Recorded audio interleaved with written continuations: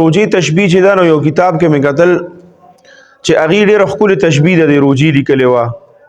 د دې روجي تشبیه ورکړې وه د حضرت یوسف علیه السلام سره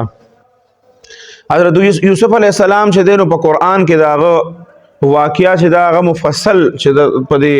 قرآن کې بالکل ترتیب سره الله ذکر کړی ده هغې کې هغه سره هغه رونو چې څومره بد کړي دي په کوی ته یې غورځولی دی او هر څه څومره بد چې ورسره کړي دي هغه ټول په قرآن کې ذکر دي نو رونو ورسره دومره بد کړي او یعقوب علیه السلام هغه پسې په جړا جړا باندې سترګې چې دی د هغې بینایي الله اغستې وه نو هغه کتاب کې لیکلي و چې دا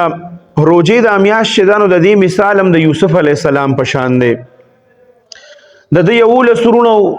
نو چې څنګه یوسف علیه السلام دی دکه شان د ده 11 سرونه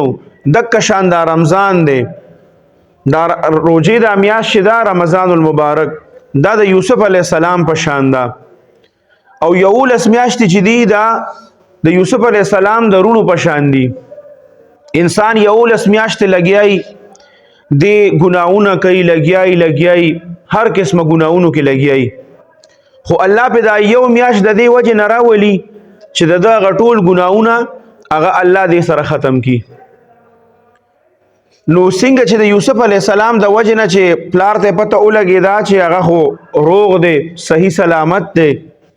نو هغه 11 واړه رونه د هغه یوسف علیه السلام د وجې نه معاف کړه